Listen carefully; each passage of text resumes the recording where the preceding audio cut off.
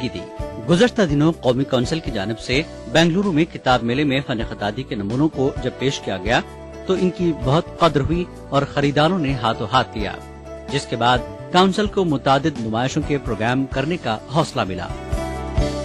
बड़ी खुशी होती है ये कहते हुए कि जब हमारी कैलीग्राफी की सेंटर की रिपोर्ट दूसरे ममालिक में पहुंची तो सऊदी अरब ने और रियाद से वहाँ के कौंसलेट जनरल ने हमें ख़त लिखा है कि इसी तरह का कैलीग्राफी का एक एग्जीबिशन सऊदी अरबिया में भी किया जाए। हमने मिनिस्ट्री को ख़त लिखा है कि ये वहाँ से डिमांड आई है, अगर मिनिस्ट्री से इजाज़त मिलती है तो मुल्क से बाहर जब इनके नमूने जाएंगे और उनको वाहवाही मिलेगी, दाद व तहसीन मिलेगी और उनको ख़रीदा जाएगा तो यकीनन सेंटर वाले और बढ़ चढ़ कर हिस्सा लेंगे और बच्चे अपने आप को कहीं से पस्त नहीं समझेंगे बल्कि कहेंगे कि हम मॉडर्न आर्ट से जुड़े हुए हैं। कौमी काउंसिल बराए फरोग़ उर्दू जबान रवां साल के दौरान तकरीबन 50 लाख की किताबों की थोक खरीदी की। काउंसिल के डायरेक्टर डॉक्टर ख्वाजा इकराम ने काउंसिल में मुनक्किद एक मीटिंग में कहा कि काउंसिल उर्दू किताबों और कलमकारों की हिम्मत अफजाई की हर मुमकिन कोशिश कर रही है। कौमी काउंसिल बराए फरोग़ उर्दू ज़बान उर्दू कलमकारों, शोरा, उदबा, मुहक्किकीन की किताबों की थोक खरीदारी करती है। हर साल 50 लाख रुपए का बजट इसी काम के लिए मुख्तस भी है। बल्क परचेज में हम ये करते हैं कि वो मुसन्निफीन जिन्हें कहीं से माली ताउन नहीं मिला है और वो ये चाहते हैं कि उनकी कुछ माली ताउन मिले तो उनकी किताबें यहाँ रखी जाती हैं, उनको देखा जाता है कि क्या इस लायक है कि ये किताब हमारे मंडेट के अंदर आती है या नहीं, उसे खरीद सकते हैं या नहीं। अगर हम खरीदते हैं तो कम से कम उनकी तबात, किताबत, इशात के हवाले से जो उनकी जेब से पैसे लगे हैं वो पैसे उनको वापस मिल सके ताकि उसी पैसे से वो दूसरी कोई किताब लिख सके। बल्क परचेज में जो किताबें खरीदी जाती हैं इनके दो पर्पस होते हैं। पहला पर्पस तो ये है कि राइटर को, लिखने वाले को, मुसन्निफ को, तख्लीकार को उसका फ़ायदा पहुँचे, और दूसरा ये कि जो किताबें खरीदी जाती हैं वो तमाम लाइब्रेरीज को सप्लाई की होती हैं काउंसिल के ज़रिए, तो उससे ये होता है कि जो उसके क़ारीन हैं उन तक वो किताबें पहुँच सकें। NCPL के जरिए कलमकारों, उदबा, शोरा और मुहक्किकीन की किताबों की थोक खरीदारी की खूब पजीराई हो रही है। किताबें छप रही हैं मगर बिक नहीं रही, तो ऐसे में इस इदारे का दम गनीमत है कि वो 50 कापी, 100 कापी, 20,000, 25,000, 30,000 की किताबें खरीद लेता है, तो मुसन्निफ को कम से कम इतनी ही तसल्ली हो जाती है कि जो उसके अखराजात हैं वो एक तो निकल आते हैं और दूसरे ये खरीद के हिंदुस्तान के तमाम कुतुब खानों में भेज देते हैं, तो इस तरह किताबें पहुंच जाती हैं। जो बहुत कीमती थी, जो हमारा असासा था और हम उसकी दोबारा इशात नहीं करा सकते थे, तो नए मुकदमे के साथ और उनको फिर से शाया करना, या नए जो अदीब और फनकार हैं जिनके लिए कोई पब्लिशर उर्दू का खास तौर से तैयार नहीं होता है या उन्हें बहुत देर तक दौड़ना पड़ता है, तो NCPL कम से कम ये काम ज़रूर कर देती है कि उन्हें ख़रीद लेती है। सिर्फ ख़रीद नहीं लेती है, उससे बड़ा काम यह है कि वो तमाम यूनिवर्सिटीज़ में जो मुल्क के दूर दराज में फैली हुई हैं वो किताबें पहुँच जाती हैं। NCPL 20 से ज़ायद अरबी, फारसी और उर्दू रसाइल व जराइद की खरीदारी करता है और उसे माली मदद भी फराहम करता है। डायरेक्टर NCPL ख्वाजा इकरामुद्दीन ने कहा कि जिन रसाइल व जराइद का RNI में रजिस्ट्रेशन नहीं है वो 6 माह के अंदर RNI में रजिस्ट्रेशन करा लें, बसूरत दीगर NCPL की मुआवनत शामिल हाल नहीं होगी। नाजरीन, कौमी काउंसिल बराए फरोग़ उर्दू जबान अपने और हुकूमत के प्रोग्रामों पर मबनी इश्तिहारी मुहिम को मजीद वसअत देने के लिए ETV पर चलने वाले उर्दू दुनिया प्रोग्राम की तर्ज पर दूसरे इलेक्ट्रॉनिक चैनलों के साथ इश्तराक की कोशिश कर रही है। काउंसिल ने इस सिलसिले में माहिरीन की मदद से पॉलिसी बनाने की कोशिशें भी तेज कर दी हैं। काउंसिल की सरगर्मियों को मजीद मुअस्सिर अंदाज में मुअस्सिर करने के हदफ के तहत मीडिया माहिरीन की मीटिंग का एहतमाम किया गया। मीटिंग में उन इम्कानात पर गौर किया गया कि किस तरह से ETV के अलावा दूसरे इलेक्ट्रॉनिक चैनलों को काउंसिल की सरगर्मियों को मुस्तहिद करने के लिए साथ लाया जा सकता है। माहिरीन ETV की जानिब से पेश किए जा रहे प्रोग्राम उर्दू दुनिया को देखकर मुतासिर नजर आए। मीटिंग में फैसला किया गया कि काउंसिल पॉलिसी साजी के लिए मजीद मीटिंगें बुलाएगी ताकि जनवरी में ETV के साथ साथ दीगर चैनलों पर भी उर्दू की सरगर्मियों से मुताल्लिक प्रोग्राम चलाए जा सके। हुकूमत हिंद के पास हमने ये मुतालबा लिखा था और शुक्र है कि हमारी मिनिस्ट्री ने उस मुतालबे को मंजूर किया कि हम जिस तरह से प्रिंट मीडिया के तमाम लोगों को इश्तहारात देते हैं, प्रिंट मीडिया के तमाम लोगों को अपने खबरें भेजते हैं। उसी तरह से इलेक्ट्रॉनिक मीडिया को हम शामिल करें अपनी कोशिश में, ताकि इलेक्ट्रॉनिक मीडिया हमसे कदम मिला करके उर्दू चैनल्स खास तौर पर उर्दू की तरक्की के लिए, उर्दू के फरोग के लिए, उर्दू के डेवलपमेंट के लिए काम कर सकें। इस हवाले से कई अहम पॉलिसियां आई हैं जो अवाम तक बहुत जल्द पहुंच जाएंगी और इंशाअल्लाह ये इसका इम्प्लीमेंटेशन जनवरी से हम शुरू करने जा रहे हैं। इसके साथ ही उर्दू दुनिया का आज का प्रोग्राम यहीं खत्म होता है। हमें इजाजत दीजिए। आदाब।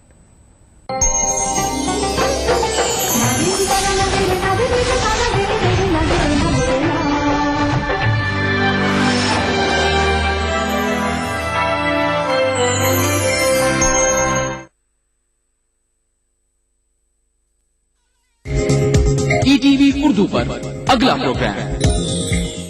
इस प्रोग्राम को पेश करने में ताउन कर रहे हैं बांगर सीमेंट, सस्ता नहीं सबसे अच्छा।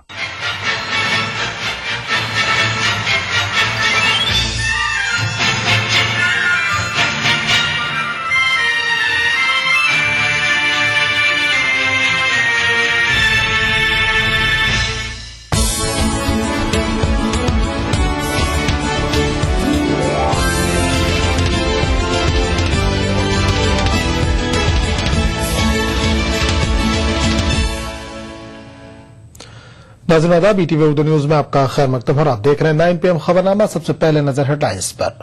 लोकपाल बिल मंजूर कराने के लिए राहुल सरगर्म, सभी जमातों से हिमायत की अपील की।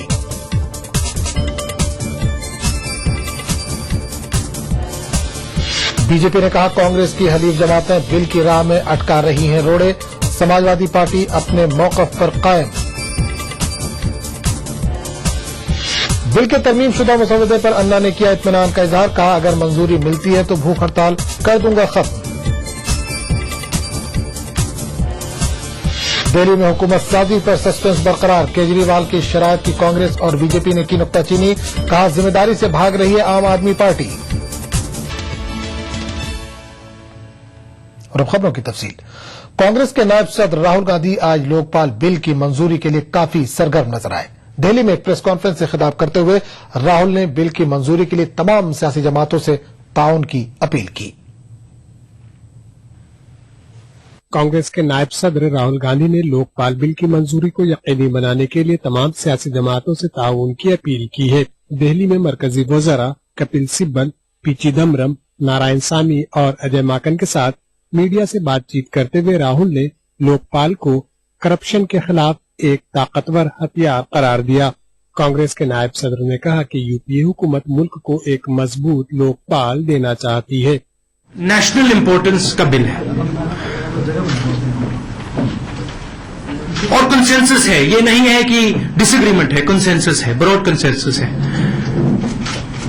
तो सब पार्टियों को मिलकर ये काम अब पूरा करना चाहिए।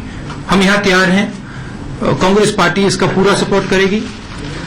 बाकी पार्टियों से मैं विनती करता हूं, रिक्वेस्ट करता हूं कि ये नेशनल इम्पोर्टेंस की चीज है तो वो सपोर्ट करें। समाजी रहनुमा अन्ना हजारे की भूख हड़ताल और 4 रियासतों के असेंबली इंतखाबात में मिली शिकस्त के बाद बिल की मंजूरी पर सरगर्मी देखने से मुताबिक एक सवाल के जवाब में राहुल ने कहा कि लोकपाल बिल का इन बातों से कोई ताल्लुक नहीं है। उन्होंने कहा कि बिल कौमी अहमियत का हामिल है और इसकी मंजूरी से मुल्क को फायदा होगा। राहुल ने कहा कि लोकपाल बिल यूपीए हुकूमत का पहला ऐसा बिल नहीं है, बल्कि इससे पहले भी मरकजी हुकूमत ने आरटीआई कानून को मंजूरी दी थी, जो करप्शन के खात्मे में एक मौसर हथियार साबित हुआ है। This argument that we are doing this as a result of elections, I think it's a bit unfair. We are committed to providing a framework to this country of anti-corruption method, anti-corruption legislation. The base of that framework is the RTI, and we are adding to that. Lokpal bill is one addition. It's an important addition. मरकजी वजीर कानून कपिल सिब्बल ने कहा कि इस bill की मंजूरी के बाद सीबीआई लोकपाल के तहत काम करेगी। सीबीआई लोकपाल के अधीन काम करेगी और जो लोकपाल चाहेगा, जिस केस में लोकपाल किसी प्रोसिक्यूशन में अपना रोल अदा करना चाहती है, वो सीबीआई करेगी। चिदम्बरम ने कहा कि लोकपाल बिल को सिलेक्ट कमेटी से रुजू किया गया था। हुकूमत ने सिलेक्ट कमेटी के वर्जन को जो का तू बरकरार रखा है, ताहम इसमें 2 या 3 जगह तब्दीलियां की गई है। पी चिदम्बरम ने मजीद कहा कि इसमें जांच एजेंसी, प्रोसिक्यूटिंग एजेंसी और सरकारी मुलाजमीन के मफादात का ख्याल रखा गया है। Bureau report, ETV news. उधर कांग्रेस के तर्ज अमल पर बीजेपी ने चुटकी ली है। राज्यसभा में अपोजिशन लीडर अरुण जेटली ने कहा कि लोकपाल बिल पर कांग्रेस अपना मौकफ मुतवातिर बदल रही है। वो बिल मंजूर कराने के लिए संजीदा नजर नहीं आती। पिछले 2 दिन में ये पारित हो जाना चाहिए था और कल तो ये चर्चा के लिए लगा हुआ था, जबकि सरकार के सहयोगी समाजवादी पार्टी ने इसका विरोध किया और इसको पारित नहीं होने दिया। अगर सरकार की तरफ से यह संकेत आज दिया गया है कि अब हमने फिर अपना रवैया बदल लिया और इसको सोमवार को पारित करना चाहते हैं, तो जो भारतीय जनता पार्टी की तरफ से हमने पहले कहा था, हम उसको एक बार फिर दोहराते हैं कि इसको चर्चा करके सोमवार को पारित किया जाए। अगर सरकार या सरकार का कोई सहयोगी सदन की कार्रवाई चलने नहीं देता तो हम इसे बिना चर्चा के भी पारित करने को तैयार हैं। और अगर अध्यक्ष जी का ये आग्रह रहता है सदन में कि चर्चा होनी है, तो जो मैंने प्रस्तावना दी थी कल कि मैं डिम में डिस्टर्बेंस के दौरान भी भाषण देने को तैयार हूं ताकि चर्चा भी हो जाए, इस पे बहुत बहस हो चुकी है। मेरा सरकार से आग्रह यह होगा कि जो सिलेक्ट कमेटी की रिकमेंडेशंस के साथ इन्होंने छेड़छाड़ की है उसको बदलें। इस बीच यूपीए के बाहर से तायद कर रही समाजवादी पार्टी अपने मौकफ पर अड़ी है। इसका कहना है कि उसे मौजूदा शक्ल में बिल कबूल नहीं।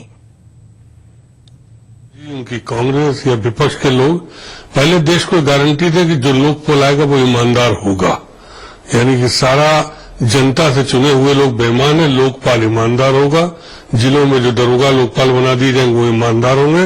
आज भ्रष्टाचार का मुद्दा जो है उससे निपटने के लिए उसके बेसिक प्रिंसिपल क्यों नहीं जाना चाहते, जो हम लोगों ने कल बात उठाई थी पार्लियामेंट में कि महंगाई और बेरोजगारी जब तक देश से समाप्त नहीं होगी, भ्रष्टाचार नहीं समाप्त होता, चाहे आप जितने कानून बना ले। अभी आपने निर्भया कांड पे कानून बनाया, लेकिन मैं रोज पढ़ रहा हूं महिलाओं पे अत्याचार तो कमी हुई नहीं है। तो क्या खाली कानून से भ्रष्टाचार रुक जाएगा? राज्यों में भी तो लोकायुक्त तो बने हुए, लेकिन कौन राज्य में भ्रष्टाचार रुका हुआ है? समाजवादी पार्टी इसका कस के विरोध करेगी। हम किसी अन्ना हजारे या इस टाइप के लोगों से डरने वाले नहीं है, समाजवादी पार्टी से घबराती भी नहीं। जबकि सीपीआई का कहना है कि हुकूमत को इस बिल को बहुत पहले मंजूर कराने की कोशिश करनी चाहिए थी। पार्टी ने कहा कि बायां महाज इस बिल की तायीद करता है।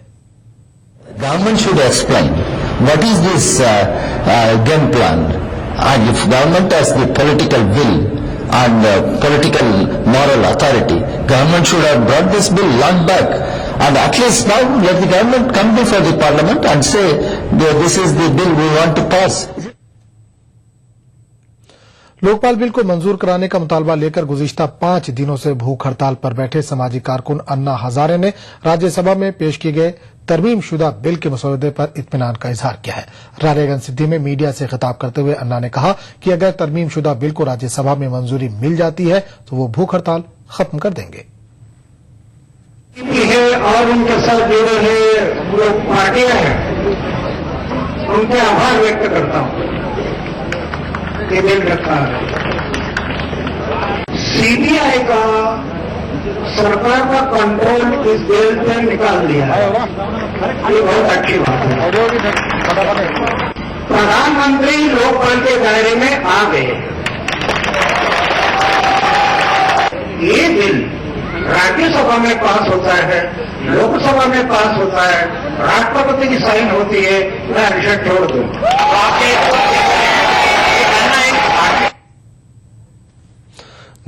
खबरनामे का सिलसिला जारी रहेगा, लेकिन एक छोटे से वक्फे के बाद।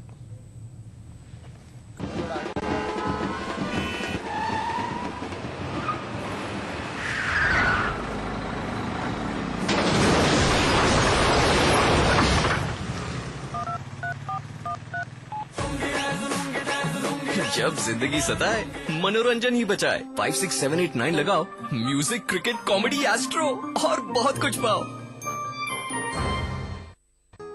ये सारे घर EMI प्रूफ हैं।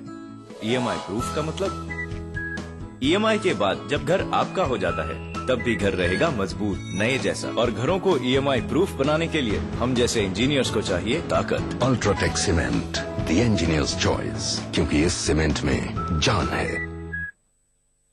अब दिल्ली दौड़ेगी, साथ जयपुर भी दौड़ेगा, मुंबई दौड़ेगी, साथ कोचीन भी दौड़ेगा, कश्मीर के साथ कन्याकुमारी भी दौड़ेगी, पूर्वोत्तर के साथ अहमदाबाद भी जुड़ जाएगा।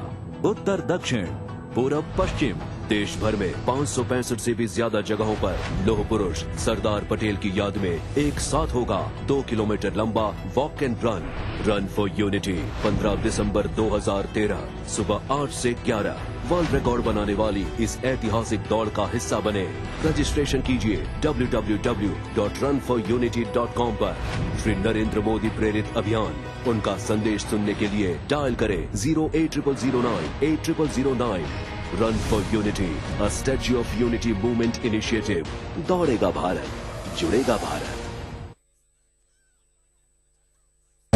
दरअसल ये किस नौयत का प्रोजेक्ट है और इसकी क्या खासियत है? ओपन कंपटीशन के जरिए ये प्रोजेक्ट को हमने टेंडर किया था। उसके बाद L&T पहली लोएस्ट कंपनी साबित हुई, जो कि ये प्रोजेक्ट में एक वायबिलिटी गैप फंडिंग का एक कॉन्सेप्ट था, यानी एक बार कौन सी भी कंपनी कितना पैसा चाहिए ये प्रोजेक्ट को करने के लिए। अब प्रोजेक्ट के डिटेल्स मिसाल के तौर पर ऐसे हैं कि ये जो भी कंपनी लेगी प्रोजेक्ट, ये 35 साल तक उसको परमिशन रहेगा इसको चलाने का। अगर गुजारिश है तमाम पुराने शहर के रहने वाले लोगों से कि आज आप कोऑपरेट करें, मदद करें, क्योंकि थोड़ी तकलीफ होगी कंस्ट्रक्शन होते हुए, 1 साल 2 साल आप तकलीफ दे लें, उसके बाद 100 साल तक हमको आराम रहेगा इस इंश्योरेंस आने से।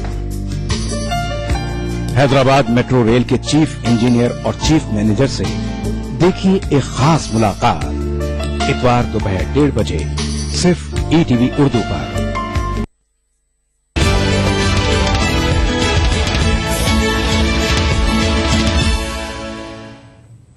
ETV उर्दू न्यूज में एक बार फिर आपका खैर मकदम और आप देख रहे हैं 9 PM खबरनामा।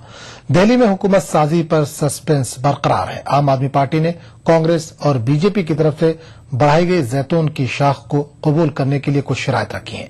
दिल्ली के लेफ्टिनेंट गवर्नर नजीब जंग से मुलाकात करके केजरीवाल ने उनसे मोहलत मांगी है। साथ ही साथ केजरीवाल ने हिमायत देने की होड़ में लगी कांग्रेस और बीजेपी से उन नुकात पर अपने नजरियात वाजे करने को कहा है जिन पर मुस्तकबिल की हुकूमत की बुनियाद टिकी होगी। केजरीवाल कांग्रेस और बीजेपी के लिए शर्तें तय कर रहे हैं। बिला शर्त तायद करने वालों की नीयत पर उन्हें शुबा है और केजरीवाल उनके माजी से वाकिफ है, इसलिए पार्टी के मुस्तकबिल के हवाले से इंतहाई मुहतात है। वो बिना सोचे समझे कोई ऐसा कदम उठाना नहीं चाहते जिससे अवाम में पार्टी की साख मुतासिर हो। इसलिए केजरीवाल ने सोनिया गांधी और राजनाथ सिंह को खत रवाना किया है। खत में उन्होंने जन लोकपाल बिल, दिल्ली से VIP कल्चर के खात्मे, जनता मोहल्ला सभा को इलाके की जरूरतों पर फैसला लेने का इख्तियार देने समेत 18 मामलों पर अपना मौक़िफ़ वाज़े करने को कहा है। 17-18 मुद्दे हम लोगों ने लिख के भेजे हैं और हमने उनसे कहा है कि ये कोई अनकंडीशनल सपोर्ट नहीं होता। हम चाहते हैं कि आप हर मुद्दे के ऊपर अपना स्टैंड क्लियर कीजिए कि आपको इन मुद्दों पे क्या कहना है। और लास्ट में हमने ये भी लिखा है कि कृपया हर मुद्दे पर अपना नजरिया स्पष्ट बताइएगा, गोलमोल करके मत कहिएगा कि सैद्धांतिक रूप से हम आपके साथ हैं, जब सदन में मुद्दा आएगा तब बताएंगे, इस तरह के जवाब मत दीजिएगा। दिल्ली की जनता जानना चाहती है कि हर मुद्दे पे आपको क्या कहना है। कांग्रेस और बीजेपी दोनों जमातों ने आम आदमी पार्टी के इन शराइत को टाल मटोल का हरबा करार दिया है। एक बहुत गलतफहमी फैलाई गई आ रही है कि हम लोग ये सोचते हैं कि ये अपना समर्थन वापस न ले लें, ये न ले लें। विधानसभा की एक प्रक्रिया है, अगर हमने एक बार किसी को समर्थन दे दिया तो 6 महीने तक नो कॉन्फिडेंस मोशन नहीं आ सकता है विधानसभा के अंदर। तो आपको जब लोगों ने चुन के भेजा तो इसलिए कृपया करके मेरी आपसे अनुरोध है कि लोगों को गुमराह मत करिए, लोगों को बेवकूफ मत बनाइए, अपनी जिम्मेवारी से मत बचिए, कृपया आगे आइए और सरकार बनाइए और लोगों का भला करिए। इस दिल्ली के लोगों को दोबारा चुनाव में मत झोंकिए। जो तरीका अपनाया है, जानबूझ करके ऐसी शर्तें लगाई हैं कि कांग्रेस अपना उनसे समर्थन वापस ले ले और वो उनको एक बहाना मिल जाए अपने वायदे पूरे न करने का। बहरहाल अरविंद केजरीवाल ने नई शर्तें रखकर कहानी में नया पेच डाल दिया है, जो कांग्रेस और बीजेपी दोनों को ही अटपटा सा लग रहा है। इलाहिदा नजरियात की हामिल जमातें मसाइल पर यकजा होती फिलहाल नजर नहीं आती, यानी दिल्ली में हुकूमत साजी की सूरत बनती मालूम नहीं हो रही है। Bureau report, ETV news.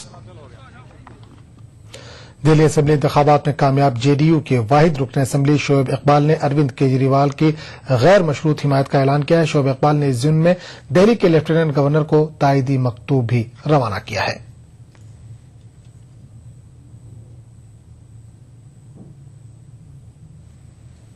मानना यह है कि इनको तुरंत जो है सरकार बनानी चाहिए। आज लेफ्टिनेंट गवर्नर साहब से मिल रहे हैं और हम जो है पूरा समर्थन हमने दिया है और अनकंडीशनल दिया है, बिना शर्त के दिया है लेफ्टिनेंट गवर्नर साहब को। और मैंने अभी जब फोन पे भी बात कह दी है, लेफ्टिनेंट गवर्नर साहब को ये बात कह दी है कि हमारा जो है क्लियरली स्टैंड ये है कि आम आदमी पार्टी जो है वो सरकार बने और अरविंद केजरीवाल जी मुख्यमंत्री बने, क्योंकि दिल्ली के अंदर सबसे बड़ी जो चीज हुई है और दिल्ली के मुख्यमंत्री शीला दीक्षित को हरा के वो खुद जीते हैं, उसका मतलब क्लियर स्टैंड है कि उससे एक बात जाती है कि जो मुख्यमंत्री को हरा गया हो तो आप मुख्यमंत्री बन गए।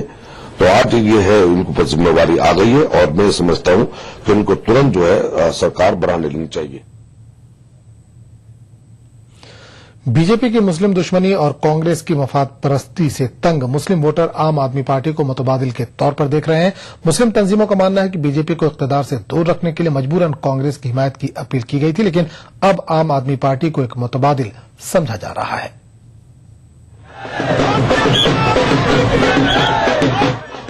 मुल्क में जब से फिरका परस्ती का माहौल पैदा हुआ है, मुसलमानों ने सेक्युलर पार्टियों का साथ दिया है। इन सेक्युलर पार्टियों में सबसे बड़ा नाम कांग्रेस का लिया जाता है।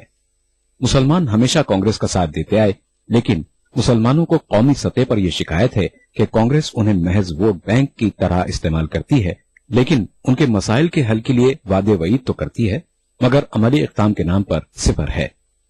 कुछ मुस्लिम तंजीमों का ये इल्जाम भी है कि कांग्रेस एक तरफ तो बीजेपी का खौफ दिखाकर मुसलमानों का वोट हासिल कर रही है, तो दूसरी तरफ मुसलमानों को दहशतगर्दी के इल्जाम में जेलों में डाल रही है। कांग्रेस के इस दोहरे रवैये से मुल्क भर के मुसलमानों में बरहमी पाई जाती है। दिल्ली इंतखाबात में भी कुछ ऐसे ही हालात रहे, लेकिन मुस्लिम तंजीमों के पास कोई मुतबादिल नहीं था, इसलिए कांग्रेस की हिमायत का ऐलान किया गया। लेकिन इंतखाबी नताइज ने जो तस्वीर पेश की है, उससे आम आदमी पार्टी को मुतबादिल के तौर पर देखा जा रहा है। मुस्लिम तंजीमों का मानना है कि आम आदमी पार्टी का एजेंडा मुसलमानों के मुतालिबात से मिलता जुलता है, लेकिन मुस्लिम तंजीमों ने अभी भी कांग्रेस से पूरी नाउमीदी जाहिर नहीं की है। ये बात तो हम कर सकते हैं कि अब तक आपने किसी मुसलमान को चीफ मिनिस्टर नहीं बनाया, अब आप इसका भी तजुर्बा करना चाहिए। मुसलमानों के वोट भी आपको मिलेंगे और हो सकता है कि गैर मुस्लिमों में जो सेक्युलर लोग हों वो भी उसकी तायीद करें।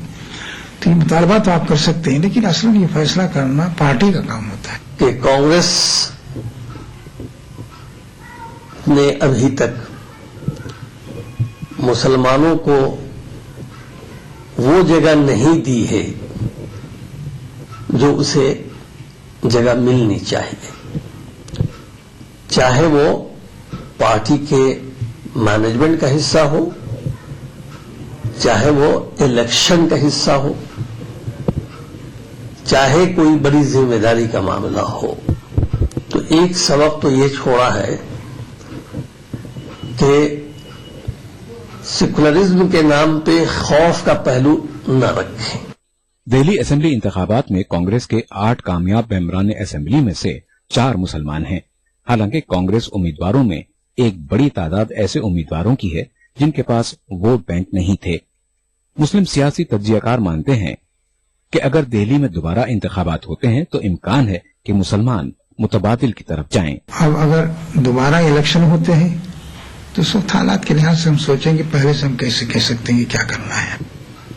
लेकिन ये भी देखना है कि चूंकि आम पार्टी को ये चाहिए था कि अपनी हुकूमत बनाए, जैसे उन्होंने बड़े बड़े ऐलान किए कि भाई किसी को बिजली का बिल नहीं देना, या इसी तरह के बहुत सारे ऐलानात हैं, तो क्या ये अमली हो भी सकता है या नहीं? अगर वो साबित कर देंगे तो पूरे नेशनल लेवल पे जो है सो उनकी जय जयकार हो जाएगी।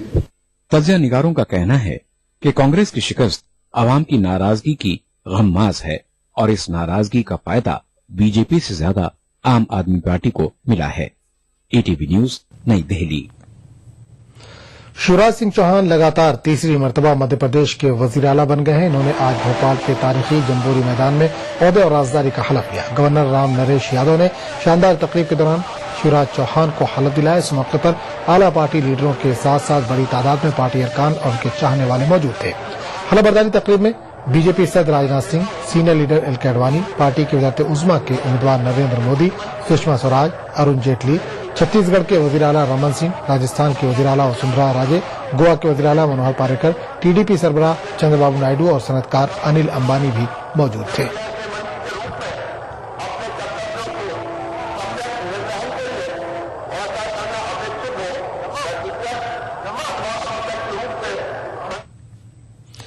ईटीवी हिंदी और उर्दू चैनलों के हेड जगदीश चंद भी शिवराज सिंह चौहान के हलफ बर्दारी तकरीब में पेश थे। जगदीश चंद ने स्टेज पर मौजूद अहम शख्सियत से मुलाकात की। वो उनसे गुफ्तगू करते नजर आए।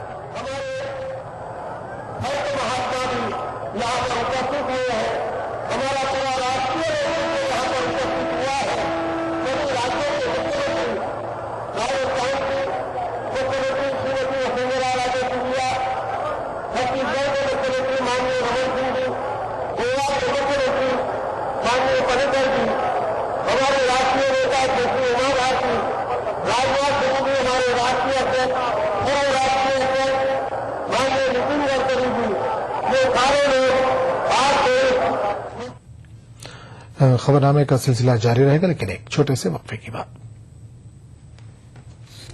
आज मैं दौड़ूंगा, आज मैं दौड़ूंगी एक ऐसे इंसान के लिए जो कभी किसी से नहीं डरता था, जो लोहे के बुलंद इरादे रखता था, जो कश्मीर से कन्याकुमारी तक दौड़ा था। आज मैं दौड़ूंगा इतिहास के लिए, भविष्य के लिए, आज के लिए, फिर से जुड़ जाने के लिए। आज मैं दौड़ूंगा सरदार पटेल के लिए, फ्रेंड्स के साथ, फैमिली के साथ या फिर अकेले। आज हम दौड़ेंगे 120 करोड़ हिंदुस्तानियों के लिए। Today we will run for unity. Run for unity 15 दिसंबर 2013 सरदार पटेल की याद में देश भर में 565 से भी ज्यादा जगह एक साथ होगा 2 किलोमीटर लंबा walk and run. World record बनाने वाली इस ऐतिहासिक दौड़ का हिस्सा बने। रजिस्ट्रेशन कीजिए www.runforunity.com पर। श्री नरेंद्र मोदी प्रेरित अभियान, उनका संदेश सुनने के लिए डायल करें 08009 a statue of unity movement initiative. दौड़ेगा भारत, जुड़ेगा भारत। क्या आप कुछ छुपा तो नहीं रहे? Property transaction, cash deposit,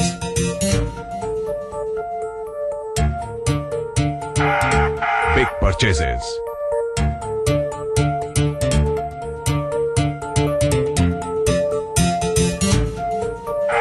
purchase of shares, bonds and debentures. कुछ छुपाइए नहीं, क्योंकि हम सब जानते हैं। आयकर विभाग के नोटिस का इंतजार मत करिए। भरिए अपना एडवांस टैक्स ईमानदारी से इस महीने की 15 तारीख तक और बनिए भागीदार देश की प्रगति में।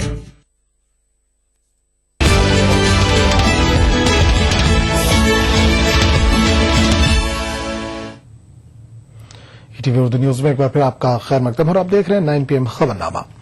आइंदा आम इंतखाबात में बीजेपी मुख्तलिफ शोबे हयात से जुड़े मारूफ शख्सियात को भी इंतखाबी अखाड़े में उतारना चाहती है। इसी सिलसिले में बीजेपी ने हिंदुस्तानी क्रिकेट टीम के साबिक कप्तान सौरव गांगुली से राब्ता किया है। ताहम गांगुली ने इस सिलसिले में अभी कोई फैसला नहीं किया है।